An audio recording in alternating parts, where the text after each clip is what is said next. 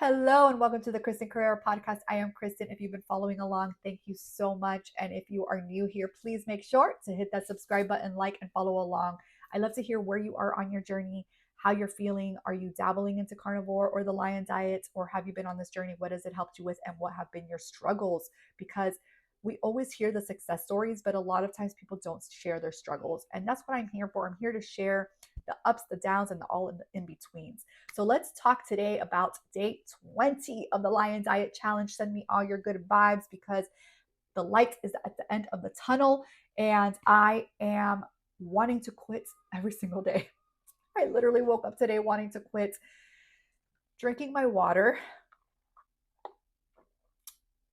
that is getting boring, and I have drank water all through carnivore, but I had my coffee. And I'm sorry for all those people that don't believe in coffee. Dr. Shafee, I apologize. I know that the caffeine is not good for you and it comes from a plant and it's not animal based and da da da da da.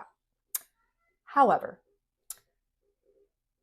this Latina needs her coffee. And I know I don't need it. Okay. I've gone 20 days without it. But I enjoy it. And it's the few little things that I enjoy in life that when I wake up, that I have my cafecito with my cream and it starts off my morning right. And it just does not feel the same with water. Sorry. So let's dive in. My first meal of the day on day 20 was 2 churrascos, stomachache, watery bowels right away. So around 3:30, I had another piece of churrasco. I made myself eat because I am trying to eat more to not lose more weight. And I was just exhausted from chewing steak. I'm getting tired of chewing steak. I'm getting tired of just eating meat. I'm just tired. And so I hate to be the Debbie Downer, but the Lion Diet so far for me has not been this revelation that I was hoping to find with my anxiety and my inflammation. And so, yeah, my stomach was so bad yesterday that I didn't even want to eat dinner.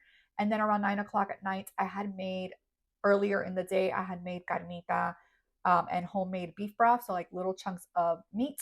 And so I ended up having that and I was okay with that. But overall, I'm just not feeling it. And I'm not feeling any more improvement than what I had on carnivore for me to stick to this way of eating, if that makes sense for you. And so at night, I decided to open up my email, which is always a big mistake because I am a person who wants to do stuff the minute that I see it coming in from work, even though I don't have to. That's just how I am. And I stress over things. So right away, I started to stress and I started to get anxious. And there came the anxiety again. So I definitely think that my anxiety, a lot of the still little bit of anxiousness that I get has to do with just daily life tasks and things that stress me out and that I easily trigger my anxiety. Sometimes that's not always the case. Sometimes I am driving to pick up the kids and I feel a little anxious and I don't know why. So, but for the most part, it is due to stress. So sometimes we can't always correlate that our anxiety is due to the nutrition we're eating. Do I think that nutrition can help depression and anxiety? Absolutely. Because getting on the carnivore diet is what helped cure, and I say cure because I no longer feel depressed. I felt depressed for over 8 years. And after going carnivore, a few months in, it took me a while, I started to see those benefits of not feeling depressed every single day. My anxiety got a lot better. I don't have anxiety every single day. I had anxiety every single day, almost all day long. I no longer have that. Do I still get some anxiousness? Yes. I would say that I'm probably at 90% healed my anxiety, 10% still anxiety that lingers. Again, I think due mostly to daily stressors.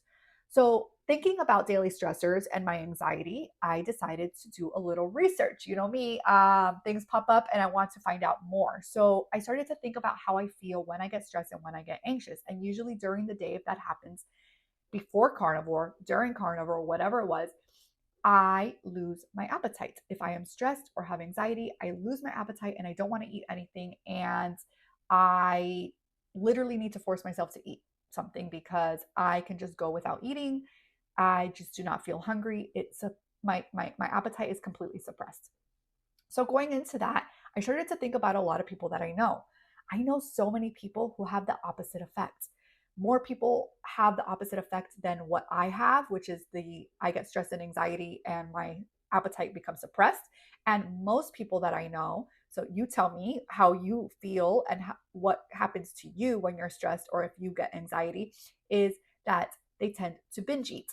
And so that is not good either, right? Because usually when somebody binge eats, they go and they start to grab food that they shouldn't be eating.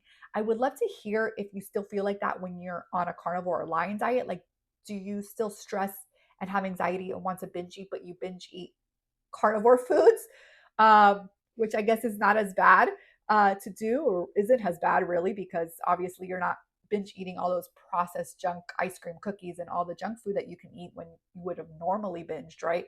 But I would love to hear your point of view and what you go through if that is you, or if you are like me and your appetite becomes suppressed.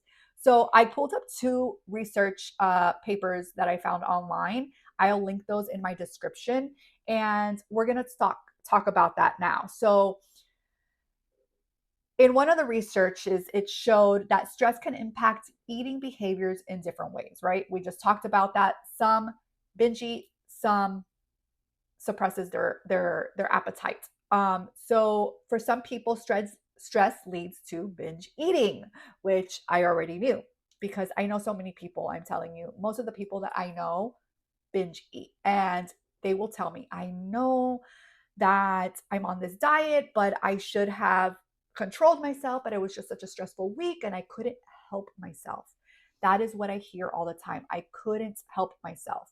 And so that definitely tells me that it's a big mental thing when it comes to binge eating, or even probably the suppressed, feeling of not wanting to eat.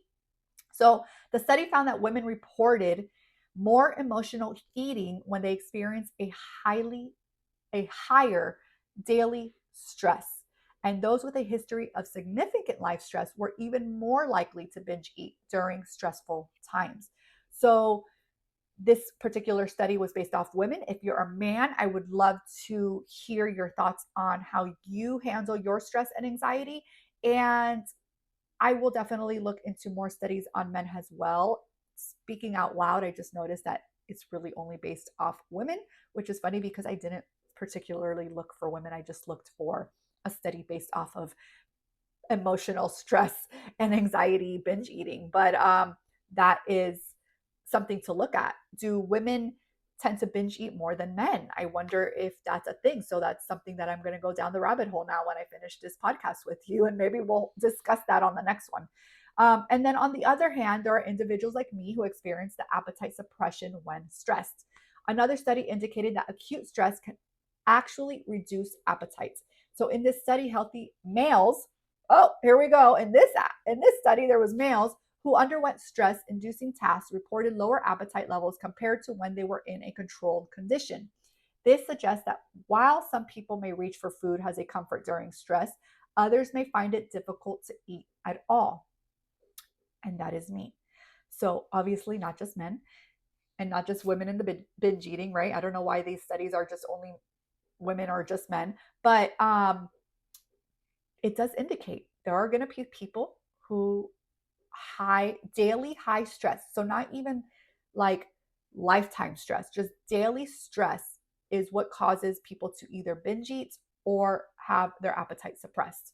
And I did find that very interesting because I've always found myself to be the type of person that doesn't want to eat. And when I tell people that, they're like, oh, well, that's better than binge eating. And I'm like, I guess, yeah, or maybe not. I don't know. I don't know what's better or worse. I think they're both not great, but it is crazy how our bodies react to stress, how our bodies react to anxiety. And so sometimes it is not always nutrition that is triggering some of these things. I believe that it is just daily stressors, and it's something that we have to work on with our mindset and work on figuring out how to lower those stressors or how to lower those anxieties when they come and they arise into our daily tasks or our daily day, right? So it's just fascinating how our bodies respond differently to the stress, and understanding these patterns can help us navigate our eating habits better. So I will include those two research links below in the description. So check those out. And I would love to know, how do you handle your stress and appetite? Like I asked you before, do you find yourself that you binge eat, or do you lose your appetite? What's your experience with it? Let's share those stories and see how many of us can relate to each other, because I know that a lot of times we feel alone when it comes to navigating stress or anxiety, depression, or even navigating our diets on having to lose weight and the weight not coming off fast enough, or having to try to gain weight. Believe it or not, there are people out there who are trying to gain weight because they're underweight. You always hear about the obesity, but there are cases where people have other health issues that make them lose too much weight and they need to gain weight. So there we are, just humans trying to navigate the world, trying to figure out what nutrition works best for us. I know many people will say that the carnivore diet is by all means the nutrition that everybody should be doing, but at the end of the day, it is not what everybody is going to do. So I truly believe that we need to find what works best for us, find what works best for you, and go from there. Start with a carnivore diet. That I highly recommend. 90 days. And then from there, you can slowly reintroduce foods. Now, if you are coming from a body that is really, really unhealthy and you have a lot of health issues, it's going to more than likely take you more than 90 days to really start reintroducing foods. Then you need to think about where you are on your journey, and you may need to do carnivore for a year or 2 years and then slowly start reintroducing foods. So, again, everybody's different. There's no one size fits all. And this is day 20 of the Lion Diet Challenge. I am counting down the days, 10 more days. And I will see you again tomorrow for day 21. Bye.